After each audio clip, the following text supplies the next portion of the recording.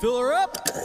You're listening to the Gas Digital Network. What is up, my fellow addicts? Ralph Sutton and Big J Okerson on the SDR Show. This week, we get to live out our little fanboy fantasies and fangirl with Shannon as we bring on Rob Benedict and Richard Speight, as you may know them as God and Gabriel from Supernatural. Really fun episode. Although it's through Zoom, they were very cool dudes.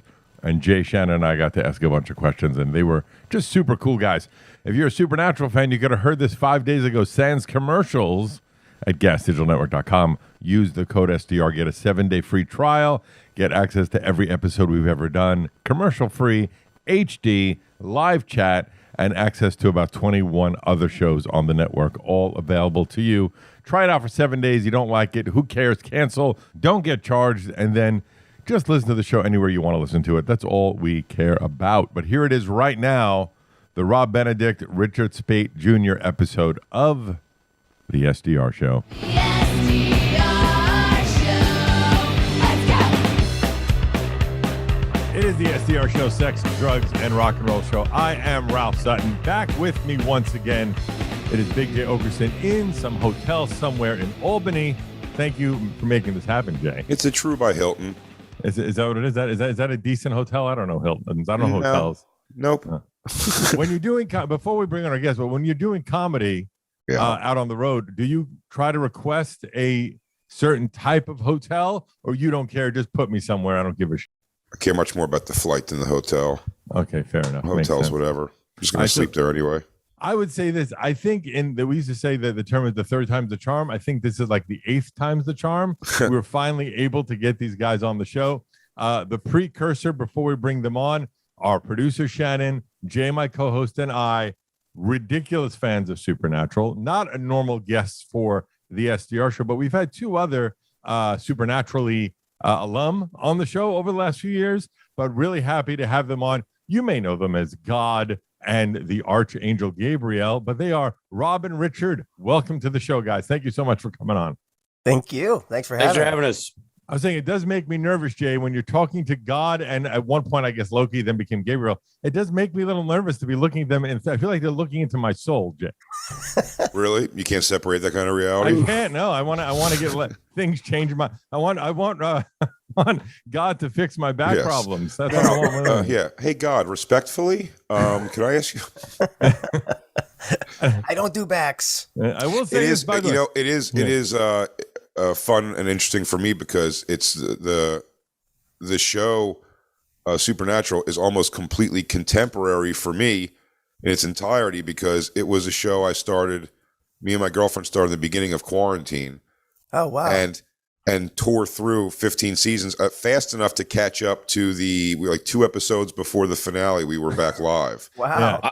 Which was amazing timing. And also I assume like most people in the beginning of quarantine, not that I took it seriously other than it was affecting, I was so terrified of everything that it was such a warm blanket, the show. It really was. It was like, you're like, I'll put the show on, we'll watch 3-4 episodes a night and just tear through them. And I can kind of sink into it. And it was such a huge thing in that regard. So it's very, very cool to have you guys on. For me, guys, just so you know, and I've told the story when we had Jim on and we had Felicia on, there was and you guys both didn't come in season 1. I think Richard, you came in on season 2, maybe? Yeah, season 2. Yeah, and Rob, I think it was like maybe season 5 or 4 or 5, right? Something like that. Yeah. So there was this crazy promo in the New York City subway stations before the first episode where I was on the train and out the window. You know, you guys just finished the first season. The next season of your podcast comes out next week. But the first season used to have like the way the supernatural words were just moving across the screen, right? Looking out the window of the subway car, that was happening outside the window. Some like really unique art advertisement campaign. I was like, what the was that? And I went home and I looked it up, and it wasn't getting a lot of press yet. It hadn't even come out yet. And I legitimately, I'm 52 years old. The 3 of us are about the same age. I never missed an episode that Wednesday night or whatever night it was on. I watched them live consistently from day one to the last one because I am a psychopath. I can tell by everybody else's beard stroking as you're telling the story that we're all wondering, why were you staring out of a subway window? Were you being taken from behind by a homeless? I had one tear going down, but that's crazy because I'm sure you didn't. I mean, it's kind of a wild little story there. Yeah, that's crazy. I never heard about that. No, I didn't either. Wow, that would have been a WB thing because way back in the day it was on the WB. It was like the last standing show from the old WB network. Right. And so for those that don't know, the two of you started a podcast together where it's called Supernatural Then and Now. You're rewatching the whole show from start to finish. My first obvious question, which I'm sure you're asked this all the time, had you guys been, I know I listened to how you guys got on the show, but we'll get into that in a minute. But up until this point, have you watched them ever? Or that's why all? the term rewatch, we sort of say in air quotes, because it's really more of a watch podcast for Rob and myself. We've watched a handful of episodes. I mean, 15 years is a lot of TV. There's a lot to bite off and swallow there. I had probably watched, if you added up all the episodes I had watched before starting the podcast, I had probably watched 2 seasons worth, probably, which is a lot of TV, but it's not even barely a fraction of the 15 seasons. So it's all very new to us. So even when you guys were on, you weren't like, well, let me see how I did on last week's episode. I know it's a me heavy episode. You didn't care. Right. Sometimes. Yeah. I mean, I've watched the episodes I was in. I watched episodes Rich directed and episodes friends of mine were in. But like Rich said, there are 327 episodes. It's just so I never made it through all of them, and certainly never sat down from the beginning and watched them. So it's all new to me. I mean, it really. I just watched season 1. I've been telling people like it's a great show. It's a really good show. By the way, our producer Shannon, who is like, she has like I guess some form of OCD. Shannon, would you call it, where she has to watch an entire show from start to finish when it starts. Shannon, how quickly did you make it through all 15 seasons? Now that he's saying it's 300 and something episodes, it's, I guess, the shortest amount of time that you can watch them all back to back is what I watch them in. Because I started when the show originally aired, I watched with my mom. We used to watch all the time, and somehow I just lost track of it. So I started from the beginning again and then just went through the whole thing. I would say a few weeks, maybe. I made it through the whole thing. I love it. Wow. That's impressive. And by the way, I don't know if you guys saw Shannon, but you hear her voice, you'll be surprised. That's the thinnest, most attractive person who's ever said something like that. I have to also, by the way, which I found out, which I find fascinating. Rob, you're currently dating Rowena. Is that true? Yeah. Ruth Connell. Yeah. Yeah. Did you meet? I guess you met on set. Is that fair or no? I think we met at one of the conventions. You know, we do fan conventions all over the world for the show, and I think we might have met at Comic-Con in San Diego a few years ago. So yeah, and then subsequently, we worked together on the show, and she lives with me now. That's pretty wild. I guess your mystical powers don't work on God, so you're safe that way, which is good. Ralph, exactly. Could you please not be a sad Asian kid in an audience at a Comic-Con for 5 seconds? Stop throwing in your little show puns. Well, let me ask you, because I listened to how you both got on the show, right? So Rob, we'll start with you. You went into the audition knowing nothing about it, and you got the gig, and it was supposed to be originally a one-off, and they expanded the role, right? Yeah. So my first question would be is, did you find out you were God before other people, or was it like revealed to everyone, like you had to keep it a secret? And I'm not talking about obviously idiots like me. I mean, other staffers, right? Or was it something that you had to keep secret, or you all found out about the same time? No, I found out about it early and kept it a secret, but I didn't know, like when I auditioned, I didn't know. When I shot the first several episodes I was in, I had no idea. But at the end of season 5 is when Eric Kripke created the show, called me and said, you're God, and that's what this means. It was an episode where like I kind of like poof, I disappear, and he was like, "What? You're God?" And I was like, wow, this is amazing. This is a great phone call. And he was like, yeah. He was like, but I'm telling you this because I don't want you to get your hopes up. You're not going to come back on the show. This was at the end of season 5. And he's like, I just can't have God coming in and saving the day all the time. And so I was like, oh, wow, this is the worst phone call ever. And, and then, it was on for so much longer that finally the plot came around that it made sense to bring me back. So I came back like season 10 and I was on pretty consistently until the end. Yeah. But yeah, so I knew at the end of season 5, he specifically said, don't let fans come up with their own idea of what happened to you and what you are, Right. And Eric, who was the creator, I believe, right? It was your created. Character was basically him until obviously he became God, unless he has a God complex. Maybe he does think he's God. I don't know. Wow. Way to throw accusations, Ralph. I don't know if maybe I've never asked Eric this, but I'd love to know when he knew that Chuck was going to be God. If he knew from the beginning, I have no idea. It's like It's funny. I was going to ask, that's what I was going to almost ask you, like, because I'm so like unfamiliar with the idea of writing, and I love story arc changes and kind of extreme changes like that in characters. And I wonder, I said, when they made the prophet, that if they knew from that point, or if one day in a room they're like, hey, we could probably make a God. Yeah. And I've had fans come, say like, in that first episode you're in, you say this and this and that, and that's like obviously a hint that you're God. I'm like, I don't know if they knew that early, but maybe they did.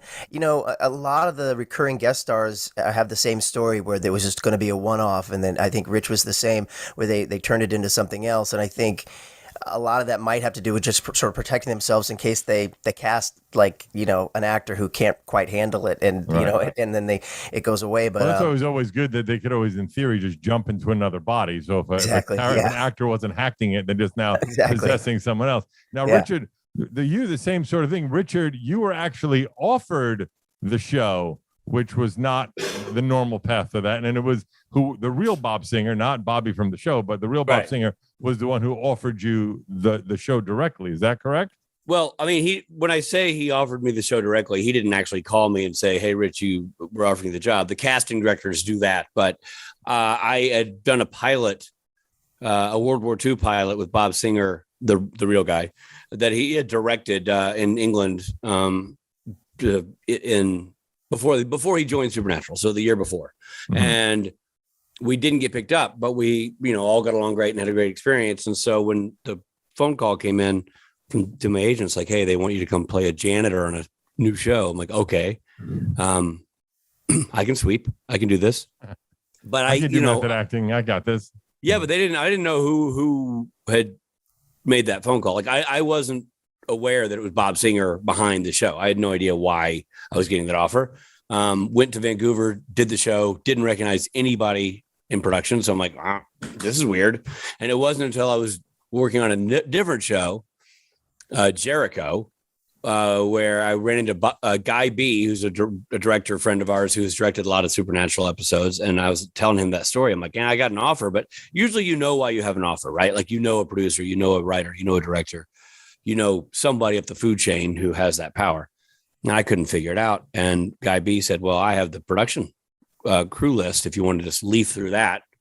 And I went through and I saw Bob Singer. I'm like, oh, it's got to be Bob Singer. It's, that's cool. It's got to be that dude. So I emailed him, because again, this is going back before everybody had everybody's number in their phone. It was a different style of communication at that time. We had email, but it wasn't like you were zapping emails from your phone nonstop and that kind of thing. I mean, it is fucking 15 years ago now. It is pretty crazy. Well, longer than 15 years ago. It's like you're 17, 18. Yeah. I mean, even you're taxing people. Yeah, you were asking earlier about watching the show. I mean, it wasn't so easy. If you missed the episode, it wasn't like you just went to the streaming service and watched it. Like you missed it. I think it's actually interesting about the 15-year arc of the show is that to watch them have to kind of quickly and move past it, like integrate technology that came about within the show. Like I think they had flip phones, cell phones in the beginning, and they always had to get back to the hotel they were staying at, the motel, so they can get on the computer there and look things. Where by the end it was like, I'm sending you right now, Right. I'm sending you this. I'm texting you this right now. Text me Yeah, the that's address. the thing that dates the show. And that's one of the only things that dates the show. Yeah. But you definitely, when they're like, we need to go to the library to get online. yeah. Okay. That and Someone Jared's jeans. Yeah, someone called AAA and get a triptych so we could find our way there. Like, no, Exactly. that's not going to be good. So tell me if this, again, I try and do research. I'm wrong often, as Jay loves to point out, but from what I understand, Great. I'll buckle up, guys. It's going to be something wrong. the two of you didn't work with each other a lot on the show, a lot of scenes together. You ended up being on cons together, hence Kings of Con, which is what is a show you guys were doing together, which kind of led to the show now. But originally, Supernatural Then and Now, they pitched to Misha Collins, and then somehow it became you two. Is that all right? Pretty much, yeah. Rich and I never acted together on Supernatural at all. The closest we had was that he directed me in a couple of episodes. But yeah, we did all these conventions together. We'd always get paired together and became fast friends. And Rich, and we decided, we were traveling so much, we wanted to do something with our time together. So we wrote this show called Kings of Con, which we did 10 episodes on a what became a fledgling internet network, Comic-Con HQ. But it was a show we're super proud of, and you can still get it on Prime. But anyway, and that kind of turned into us being this sort of, we were paired together all the time and doing hosting stuff. And yeah, they came to Misha to do this podcast, and Misha said that Misha just crazy busy, and I think he screamed, "You can't afford me," and hung up. yeah, he's like, but Rich and Rob will do it. Yeah. And it's been a treat. It's been really fun. Like I said, like just watching the show for the first time and comparing notes with Rich as if it's a show we didn't have any clue about. Right, which you technically don't at this point because you didn't really see these episodes, which I think is funny. So much so, I saw that the season 2 of your podcast has Jensen and Jeffrey Dean Morgan on. And what really made me laugh is that you guys didn't realize that, oh no, Jeffrey was on a lot.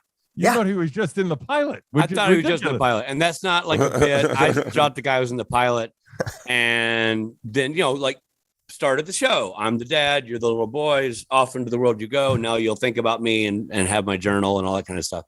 I know he's all over season 1. Like I think I talked to Jeffrey. I'm like, congratulations on great role, man. He's like, that was 15 years ago, Rich. Yeah, I thank think you. some seasons he's just completely back. I think he's crazy. in like many episodes so in some in, seasons. Yeah. That was always the best thing about the show. How that the funny thing, certain people could come back whenever they needed them to, but certain people for some reason just could not come back. Like they could never bring the third brother was never able to come back for whatever reason, or the father only once in a blue moon. But you just have to have that suspension of disbelief, I guess, if you want to just enjoy the fucking show because it's a fun show. Yeah, don't go looking for literal. Actual reactions in this. Yeah. Right. So I don't know if Spoiler alert, their mother, who's been dead their entire lives, just comes back. And within 2 episodes, it's just a normal thing. She's back. Yeah. They don't even go through trauma. They're just fine. They're with not it. even going through it. Just kind of like, all right, well, mom says we're going to the store.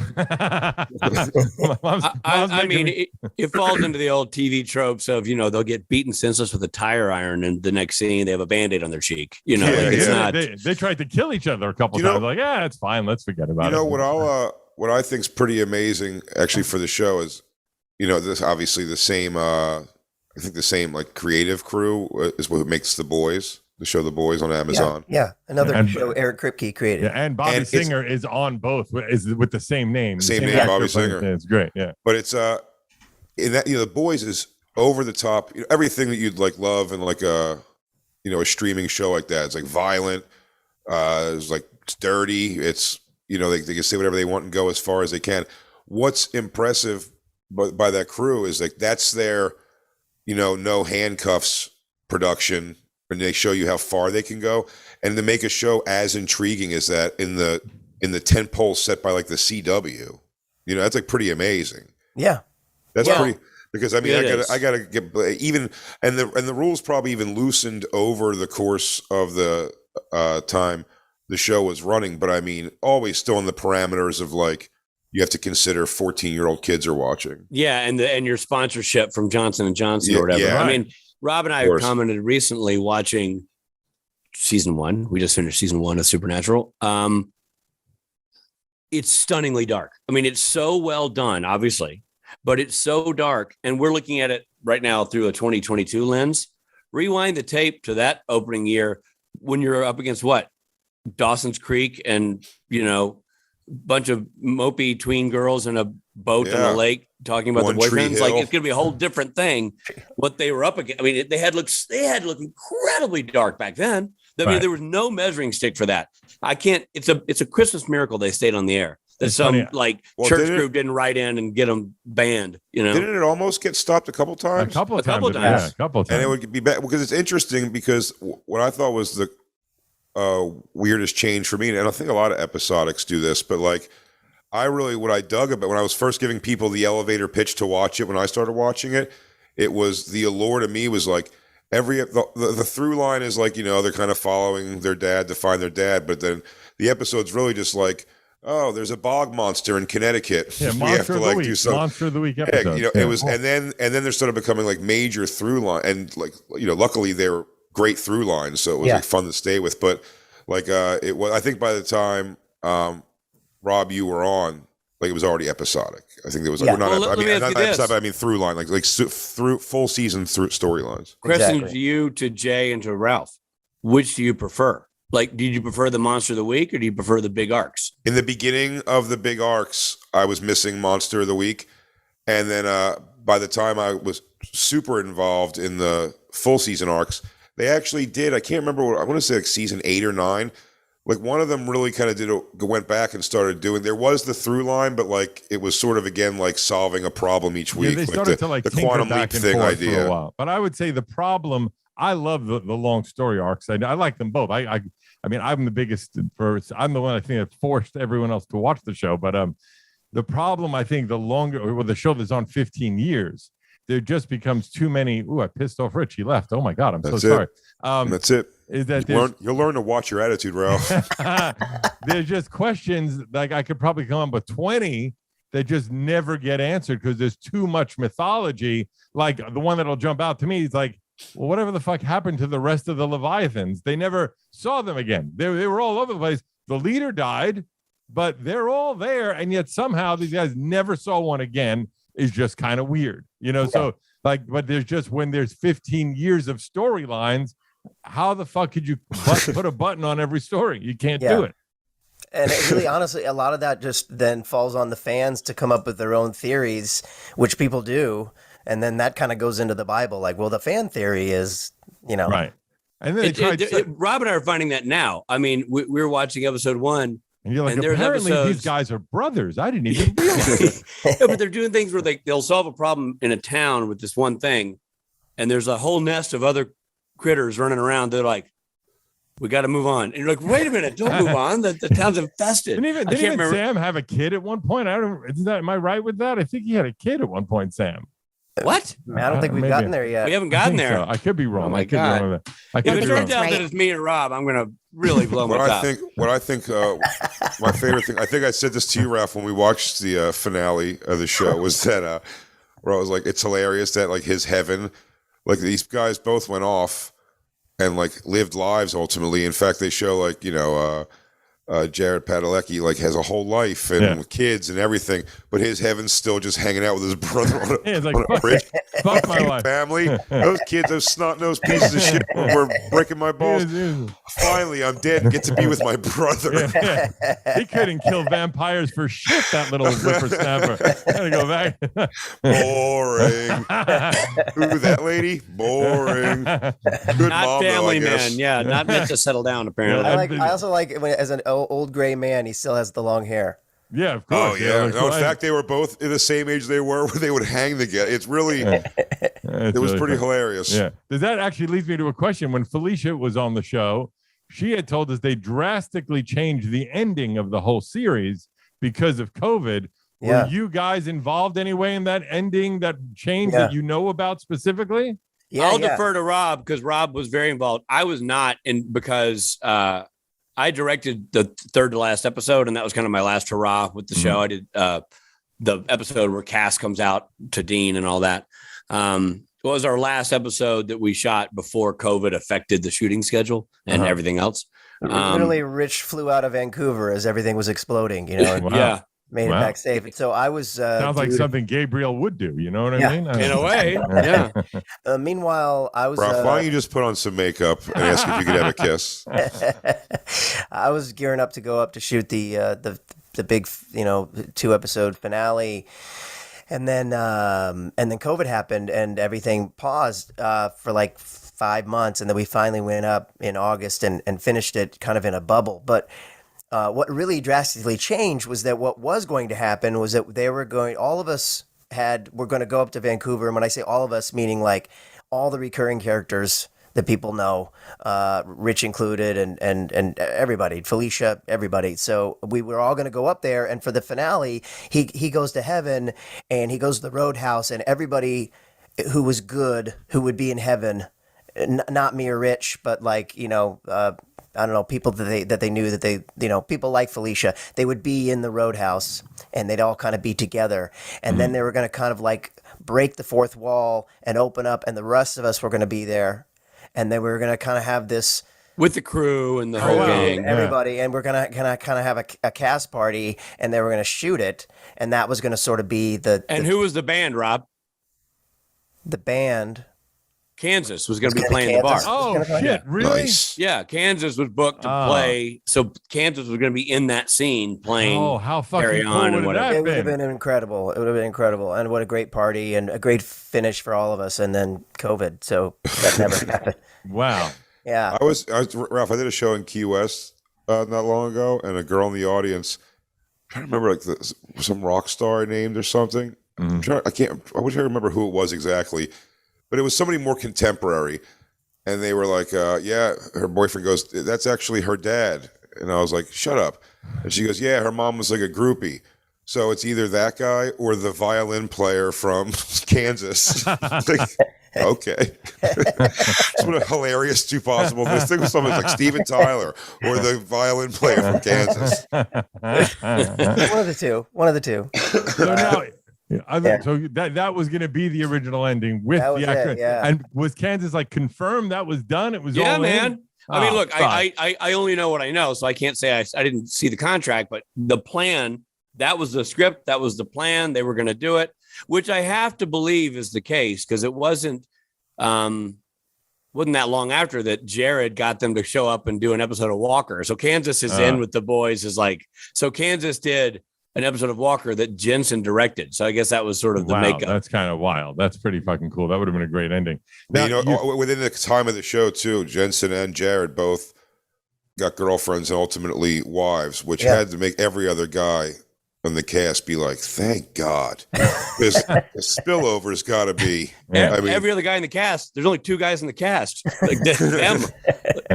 The rest of us were just, I guess Misha was locked in for a good chunk, and Mark Shepard, Mark Pellegrino kind of came and went. But I mean, that's a 2-man It is also, operation. by the you way, go, it to is those, you go to hilarious. those Comic Cons, you could dress like pimps and walk through that place. It's funny. We were all married dudes. They're like, it was the highlight, most of us are older than Jared Jensen, and most of us were married when we came into the whole scenario. So it wasn't. But you take a chance, by the way, who knew the show was going to last 15 years, but we've all seen those shows where they're cute kids when they're in their teens or early 20s, and then they grow up and you're like, yikes. But those two stayed ridiculously good looking for the entire run and then some. It's insane. Best surgeons in the business. I mean, they had a team of doctors right off camera. So let me ask you. Jensen Ackles is so handsome that I'm convinced he can also sing pretty good. I don't know if it's actually good, but when I watch him, I go, so Now, cool. he's got a good voice, that dude. I mean, he can do no wrong. He can Everything. do no No, wrong. I'm sure I do think he has a good voice, but I'm like, do I think he has a good voice, or I just Rob, like Rob, watching this guy do stuff? Yeah. Rob, you got to tell your ear canal story. Yeah, my favorite is we all play music at the conventions. I'm in a band and we all play, and sometimes Jensen comes up and sings with us. So Jensen was being fit for an ear monitor, and they actually fit exactly to your ear, that fits right in, right? And so the guy is like a specialist that does this, and he's looking inside Jensen's ear, and he literally had to take a step back, and he's like, that's one of the most perfect ear canals I've ever seen. In the Oh, retelling, we man. always have him. He takes a knee. That gentle a tear. Yeah, he just you know? gets a little upset. I mean, I'm not surprised I at got a million all. questions for a guy who I just feel like, man, school was just great. High school, Everything. phenomenal. And even he thought high school was his best years. And then they weren't even. Yeah, and also, by the way, he does look. I don't know him, but he does seem like a nice guy. Which Great is guy. how the fuck do you stay nice when you're that good looking and that I famous know. for that long? It makes no sense. Let me Both ask those dudes are good dudes. They're both Great guys. well raised Texas Really boys. good. Really good so guy. you guys, as I said, you did a lot. You started with Comic Cons. Now there's actual like supernatural cons, right? I Well, we think there's- started. The reverse is true. We started with supernatural cons. Okay, and then you went to Supernatural Comic- cons were going on before. I mean, Comic Con's always been around, obviously, and Right. the show has always had a presence there. But way before Rob and I became involved as like the MCs for that, we were MCing the Supernatural con circuit, which was the most well attended and fruitful convention circuit since Star Trek. It was massive, and we were doing I 20. almost went to one, a which is year. so embarrassing to admit, but I did almost go to one about 10 years ago.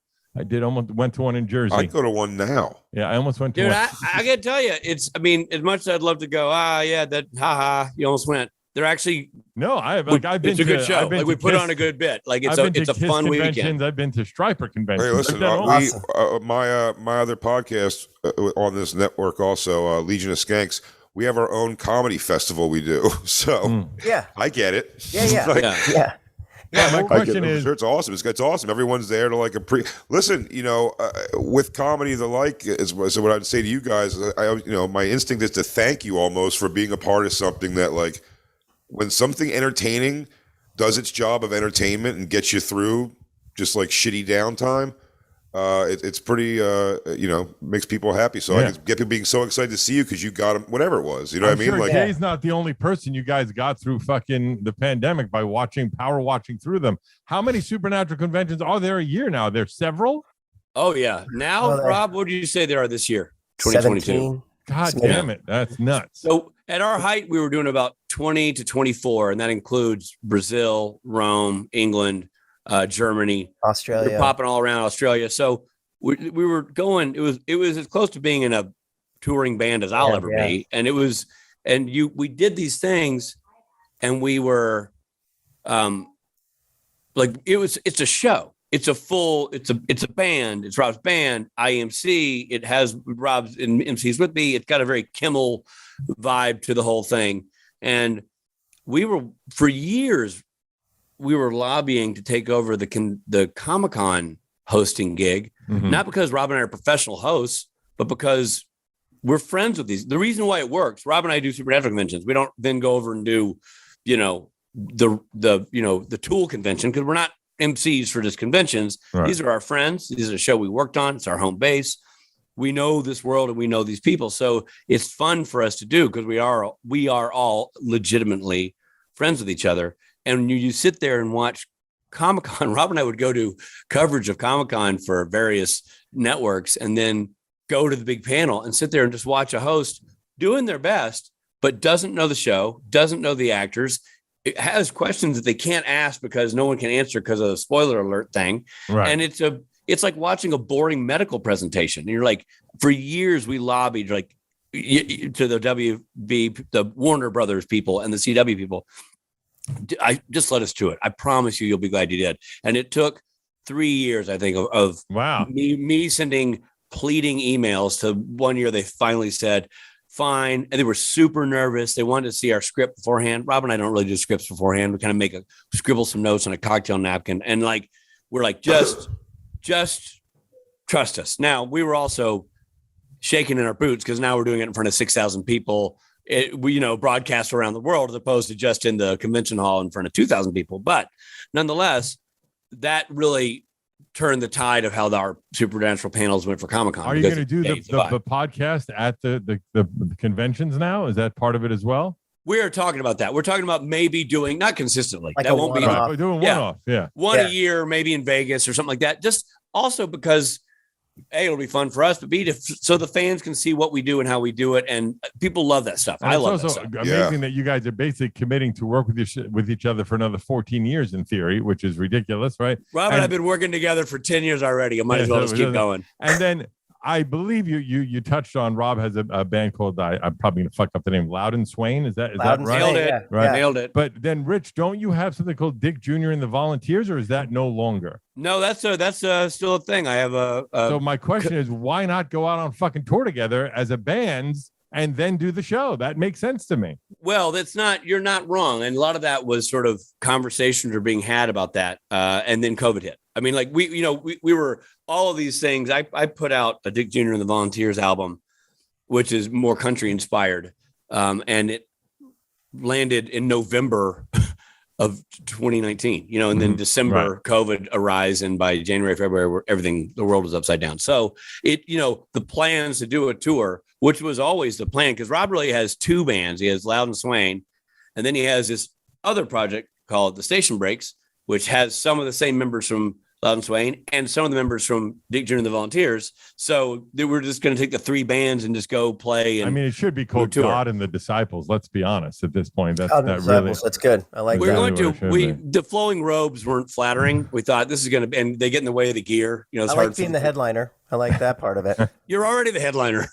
I'm going to ask a couple other Hey, quick, Ralph, stupid questions. Yes, Ralph, Jeff. I'm just going to tell you that when we get off this Zoom, they're going to say to each other, God and the Disciples. What an asshole that guy was.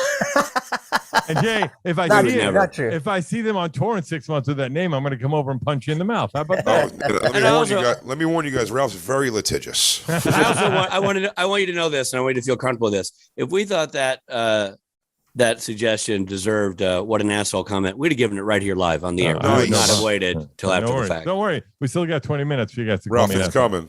coming. So I see on the show you do get a lot of the previous Supernatural stars as well. Obviously, as we mentioned, the first episode of the new season, which comes out in 2 days, Jensen and Jeffrey are on. Is it possible, or are you trying? I think she was only on one episode, but Paris Hilton, to get her on the show, is that something you're trying to do? I believe we'll try to get Paris Hilton on the show. I don't see why not. I mean, really, Steve Hine, our exec producer, has done a pretty good job of wrangling some interesting folks, both that are the marquee value ones, that the Jeffrey Dean Morgans and the Jensen Ackles, and also the really cool crew people who made the show really work. Which, for my money, I find fascinating. As Rob will say, I always light up like a nerd when anybody starts talking about lenses. I'm like, go on. Mhm. But I love that side of the whole process. And no, I don't see any reason why we shouldn't be going after. Like, we tried to get Sterling K. Brown. Oh, Recently, that'd be great. He we was tried. so good We on the show. He's so good, and we couldn't. We'll try again, but you know how it is. I mean, gosh, it took us 8 tries to get here. 106 tries to get YouTube, guys. Yeah, so like it's a moving target, but the more the podcast gets a toehold and is around and is a sort of a staple of the Supernatural universe and is known, the easier it'll be to have conversations with the people we don't know. A lot of these are based on relationships, right? We know a lot of the people, but we don't know Paris Hilton. I mean, Rob and Paris partied together for a chunk in the 90s, for like 8-9 years. Just people, right? Just people loving each other. And so, if they're still in contact, then he'll reach out. Otherwise, we'll try. That's hot. That's hot. Do you guys clearly remember the first time that you got recognized as your characters? Like when you're walking around the streets, like, oh, this show is fucking way more popular than I realized. Does that moment stick in your head? I don't know if I remember the first time. I remember the first time I walked into a convention hotel, and I say that because that was super weird because, some agent called and said, hey, they want you to do a convention. And I'm like, a convention?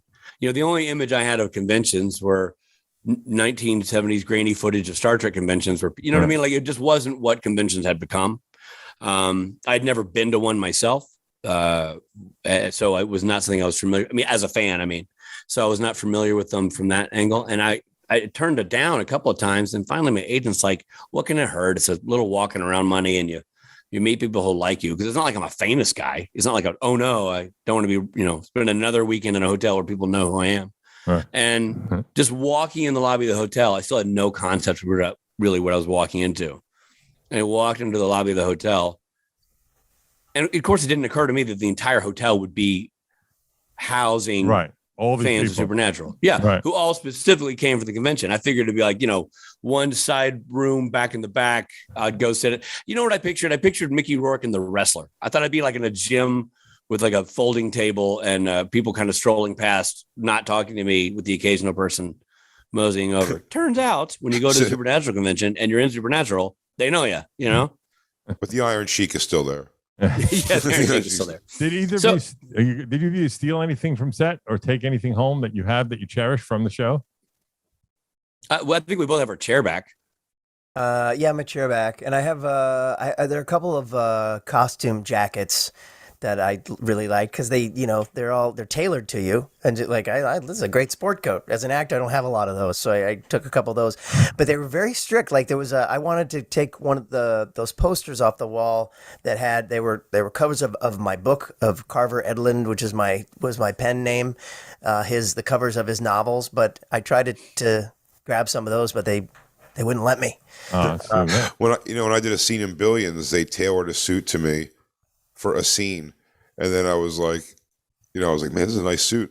And I think my girlfriend was even like, why don't you ask me if you can keep it? It's just like, and I'll never do that again because I was like, can I keep the suit? And they went, no. And then I was like, and then I tried to backpedal. I'm like, well, I could buy it from you, right? And she goes, no. Sorry. I'm like, Yeah, they reuse all that. They reuse everything. I felt so. Well, I've been given stuff before, so that was the first time they were like, "No." And what a crazy question. Yeah. I think I have. So we've been asked that question before if we've taken anything, and I think until recently I've said no, but I actually think I did take something, and it was the first episode I directed was Just My Imagination, which was Imaginary Friend episode. Sam has an imaginary friend when he's a kid.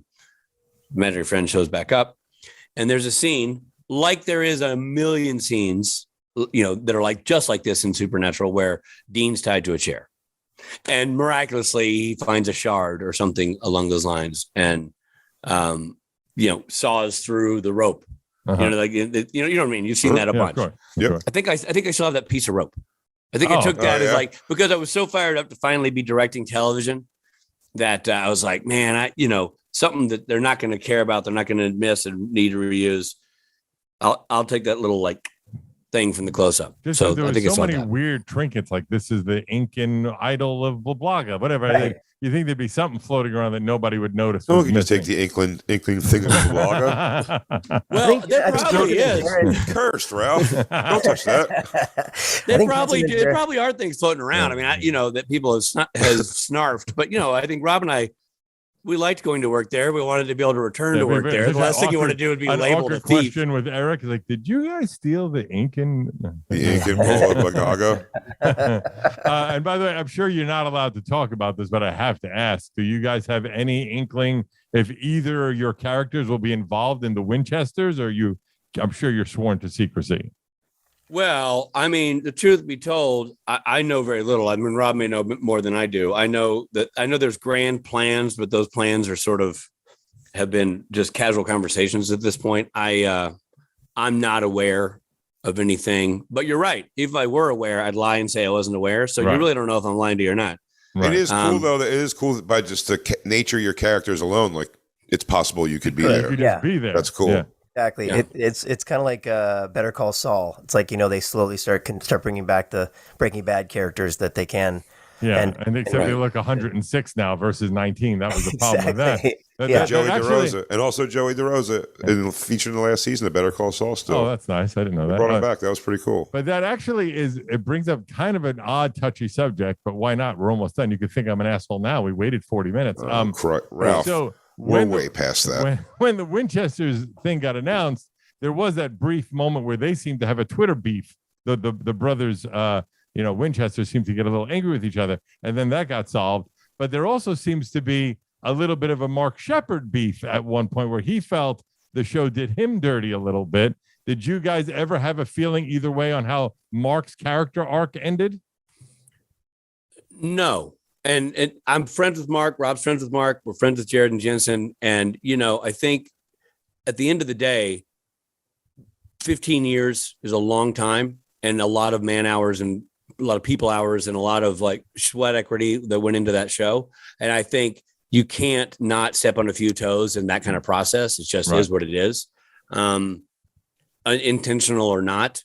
I think in certain situations, I love Mark Shepard on the show. I think Mark Shepard's a great guy off the show. And why they decided, why the people with the big paychecks decide to do what they do, it's baffling to me. I have no idea. Rob and I sort of scratch our chins a lot watching how one character would take off and do a bunch of stuff, and the other character that was awesome, you never see again. Like who knows? Who understands? And I don't, as an actor, I think Rob and I can both appreciate that it blows not working when you think you should be working, or when your character should be doing more, and that's what you want, and that's what you want as a performer, and when you get a great character, you want to do as much with that character as you possibly can, because in the world of guest star television, which is how Rob and I both started, which is how Mark Shepard started on Supernatural, you don't get the cool stuff we get to do. Like, this is an anomaly, and everybody recognizes it. When you're on the show, you're like, oh my God, I'm a guest star, but I'm getting to do this amazing stuff. And I'm heavily involved in mythology and all that. So I think you can't help but get your emotions wrapped up in it and get your feelings hurt, and, have those moments of being like, well, crap, man, I wanted to do more. And why did you do that way? And why aren't I this and that and the other?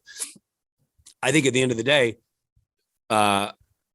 everybody likes everybody, everybody's friends. And that's not some bullshit Hollywood answer. I see Jared and Jensen all the time. They get along great. They're brothers. They fight. Right. I have 3 sons. My sons fight.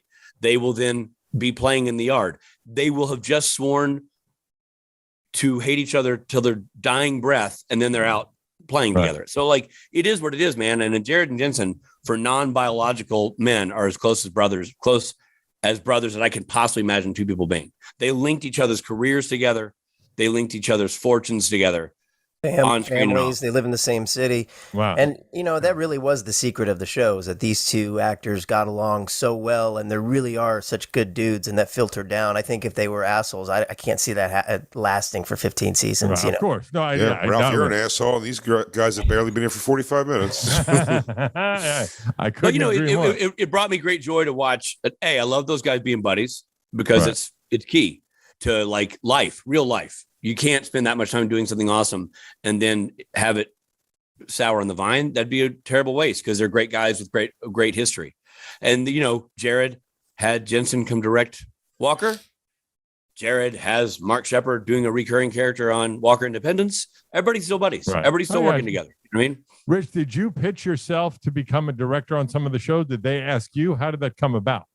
I pitched myself hard on Supernatural. Supernatural took me years and years and years to win the hearts and minds of everybody to get a shot at doing that, including the good people at Warner Brothers. And I did their Warner Brothers directors program, and, took my short films out on the film festival circuit and did all the things I needed to do away from them to prove that I could do it for them. But that still took a long time. Once I had injected myself into the Supernatural world as a director, I did 11 episodes of Supernatural in the last 4 seasons. I didn't end up doing a lot. So then I was part of the rotation of Supernatural directors, so that when everybody went off and did their own shows, I didn't have to pitch myself. I was already part of the conversation, fortunately. So Kung Fu, which is a show I direct a lot of, Bob Behrens was a big time writer at Supernatural for years, and he's the co-showrunner of that show, along with Christina Kim, and my name was on their list. For Walker, same with Jared. We're buddies, but we're also professional, partners in that regard, where he likes what I do directing wise and feels comfortable. If you think about it, when you have a show and you're turning it over to somebody to tell it visually, you want to know that person's going to deliver. I don't mean just from a good director standpoint, but it helps that we're buddies. It helps that you can call and go, hey man, let's not drop the ball on X, Y, and Z. And there's an inside language. And I think it really does help and bring a level of comfort. It certainly does to me to go to those shows, to direct them. If you go back, or somebody goes back to watch all the episodes, do you feel like, did you put like a watermark on your episodes? Do you feel like, is there something like a thing in your episodes where you're like, I like, do you know what I mean? I mean, I'm own little Easter egg in there. Every episode, there's a reflection of him in the mirror like this. He's holding a sign that says, "Look, Mom, I'm directing." I did try to put myself in as an extra one time, and they gave me the answer that the wardrobe person gave you in billions. Like, no, no, come on, just let me walk by. No, idiot.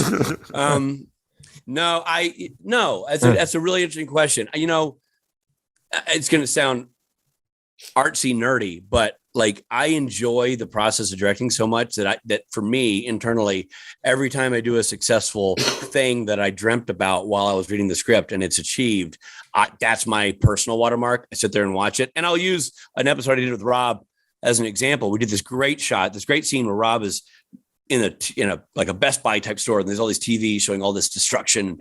Rob's going on this monologue where he's just tearing at a new one and getting frustrated and kind of having this moment of discovery for himself, for this character. And Rob's doing a great job acting his face off. And, Rob and I had this very specific blocking plan with the camera crew on these TVs so that Rob could be in these right spots for all these moments, reflecting on all these things. And there's this shot where then Rob, right before the commercial break, or right before the Supernatural title card, he turns and he walks towards the camera.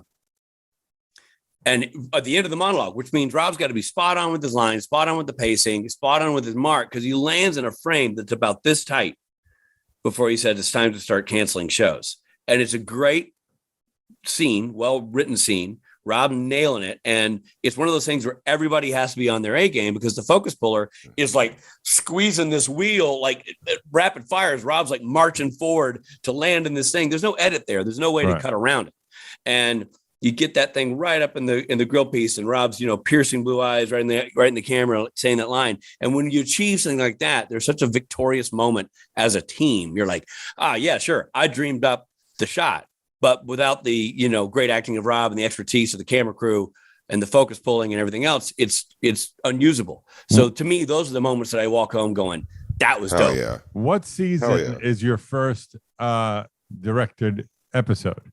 Season 11. I was trying to think how long before you guys are going to be recapping your episode, because it seems going to be very, very self-serving. What a great episode this is. I'm pretty sure. I think Rob's going to make me recuse myself, You go, wow, look at that tree line. A lot of directors wouldn't think to show that tree line.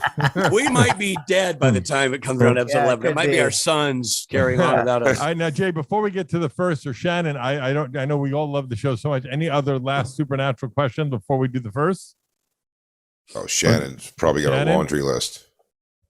Shannon left. No, I'm here, and I'm loving it. No, I feel like actually a lot of my questions were answered during this. I'm just loving listening to the conversation.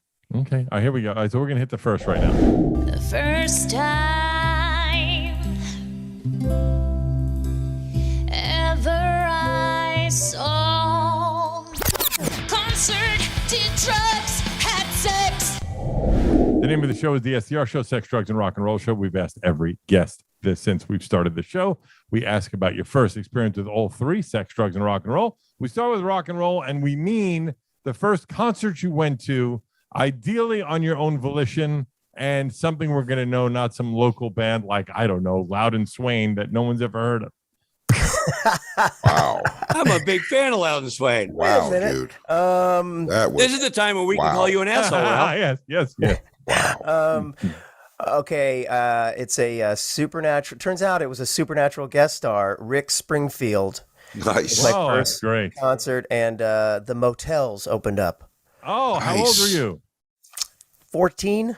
And you went on, you're like, I'm a big fan of Rick Springfield. I want to go see this. Yeah. That's Loved great. Jesse's Girl, and I was a big fan. I even liked Hard to Hold, his movie. It's definitely, that was way into Rick Springfield. I just loved, he played guitar and he sang. And Wait a minute. Me and My my buddy question, went. Rob, did you go by was that you on your own, or did your No, I went parents with a take buddy. you? I went with No. a friend. My mom dropped us off, How Didn't old were Sammy you for Hagar that? cover a Rick Springfield song, or am I crazy? Maybe. I feel like he I did. don't I remember. don't know. Don't I'm talk almost- to strangers. I think it was like 83, 84. Yeah, that's great. That's a good. By the way, the motels, everyone knows Only the Lonely. Yeah. Suddenly Last Summer is Suddenly the last bang. summer. Suddenly Great Last Summer's a song. great song. Banger. Yeah. That's a great tune. A banger, Jay. All right, Rich, you're first. Yeah. Well, my first concert. My first concert was Donnie and Marie Osmond. I just want to say that to sort of date myself. And Right. my parents took me as a kid, but my first concert I went to on my own volition, was U2 on the Joshua Tree tour with the Bodines opening. Oh, that's a good one too. Yeah. You were a big Good fan lineup. of it too. So I guess that's 82. Is that right? Is it 82? No. That was like 87. 87. 87. I think Okay, well, 87. I'm off by a lot. Yeah. By the way, Shannon just told me it's he covered "I've Done Everything for You." That's a song he covered. Oh. I knew. You I done knew. nothing for me. Yeah, I knew it was something. All right, now the first drug you ever did after weed, unless weed wasn't your first drug, or if weed was the hardest drug you ever did. First drug after weed that I did was, I think it was mushrooms. Mushrooms. How old were you? Yeah. 27. It was late. Oh, that's I late, did. yeah. It was only all weed for me until then, and then and I did mushrooms, and it was not a good. I had a bad trip. I had a real bad trip. Yeah, That's it the was a fear. bummer. It was yeah. a one-off then? Does that mean it was a one-off? I tried again later. I tried again later in life to do it a little bit better, and I did. I did fewer mushrooms next time I did it. Okay. But yeah, the very first time I did too many, and I wound up thinking I was dying, which I wasn't at all, and called 911 and put myself in the hospital. Jeez. That's And the great. doctor, in all seriousness, looked at me after I woke up and was like, "No one's ever died from mushrooms. You're fine. You're gonna be fine." Rich, yours? Or he's going to say, "You're a pioneer, sir, because you're dying." Mine is the same. It was mushrooms, and it was in college. So before Robbie, and I was my buddy of mine. Oh, a buddy of mine we had just moved to Southern California. I moved from Nashville to LA to go to college, and we were so enthralled with the idea that we were in like the land of the Doors, like the LA of the 60s and 70s, even though it was the 90s. And so we took mushrooms to go to Venice Beach. And this is how dumb we are. We thought, well, we'll just time this right because it takes 30 minutes to hit you. So our drug, using friends told us. Yeah. Me and this guy had no clue what we're doing. None. So we think, hey, we'll just, when we know we're 30 minutes away from Venice Beach, boop. Oh man, Well, that's just the crow flies. That's not Traffic. counting traffic, LA traffic. which was about an hour and a half. So I'm sure the scientific term of exactly 30 minutes is probably not too accurate either. yeah, there's a lot that's wrong with this story. A lot of factors involved. A lot of holes in this story. Anyway, You're so in the car. we're in the car. Yeah, and a lot it of starts exact kicking numbers in. being thrown around for variables. Say it again. There's a lot of exact numbers being thrown around without a lot of variables. Yeah, taken into account. and factor in the two rubes who were, the lab rats of this experiment. So we were a good 30, 40 minutes away from anything that looked like a beach when those things kicked in. And luckily I was not operating a motor vehicle. He was, but it was, we laughed our face off. I laugh about it now. As a parent, I'm horrified. Right. This is the last dumb thing I want my children to do is that. Right. But it made for a good story, and we got there and we sunburned ourselves because we forgot to put on. I had like a white hand that went like that and streak, and then we fell asleep in the sand and watched the colors of the sand. And it was that was that. And then I tried it one more time after that and had an awful experience like Rob described, and that was the end of my end of my journey. Do you is your family back in Nashville still? Everybody, yes. I have two sisters raising their families there, and both my parents are still there. So yeah, it's still my home base. I love that. I just did the Ryman Auditorium down there Oh man. with it was the Kid Rock Comedy Jam. Oh my man. God, though, dude. It was awesome. I've toured Ryman a bunch, but I've never seen a show there. Oh, it was a really, really nice theater. It's beautiful. Really, It's really stunning. cool. It's an American, Yeah, my friend Nate Bargatze moved down there because he's from there, and he got like popular enough to kind of be able to move back home. So like, he's always enticing me to try to move there. It's beautiful. I really It's do beautiful. love Nashville. Yeah, I love there. I think, my wife is an Oregonian. We spend a lot of time, which is where I am right now. We spend a lot of time on the west side, Northwest, Pacific Northwest. So I don't think moving to Nashville is in our cards, but anybody who's moving there, which by the way, they're doing in droves now. Yeah. No, I know that's also the problem. So it's getting more expensive because everyone's going. It's the LA Everyone wants people. to be near Everyone Jack from White. everyone's leaving LA and going to Nashville. 'Cause Everyone's leaving your city here and going to Nashville. I mean, Nashville, Austin, Charlotte, North Carolina, like so many of those cities are just exploding because of all the things they offer minus the taxes, Yeah. All right, now the last one, the first time you had sex. How the first time God had sex? Let's hear about that It one. was my 18th birthday, and it was planned. It was basically a friend who said she wanted to be my first, and my mom was out of town, and so she came over On your birthday. on my birthday. That's Yeah, a nice rules. lady. It's a Yeah. nice lady. yeah, and and it was it was what it was. It was about 45 seconds of That's pure good. At bliss. least, I mean, that's a nice She woman. loved it. And Rich, Very blanket terms because I have a room full of children here Fair, in Doesn't fair. Work I had a because of feeling. COVID. Mushrooms is okay. Yeah, weirdly, they think of that as food, Rob. yeah. All right, now I It's like saying understand. lettuce. You have lettuce? I don't see weird colors in the sand when I eat mushrooms. College, sophomore year, incredibly awkward. All right. It was a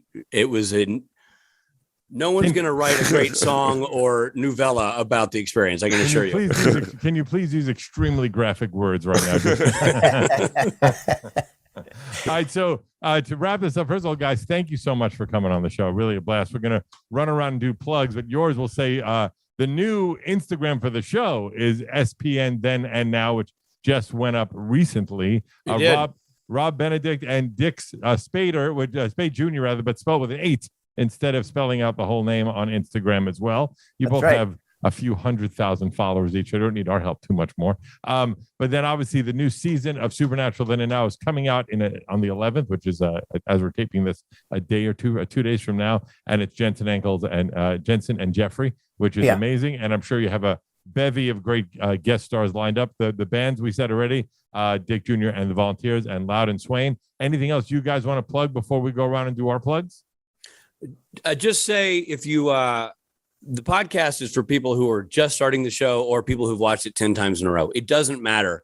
We are exploring elements of the show that if you're a veteran of the show, you will enjoy hearing about again, or we'll discover something new because the people we have on, you have not heard from.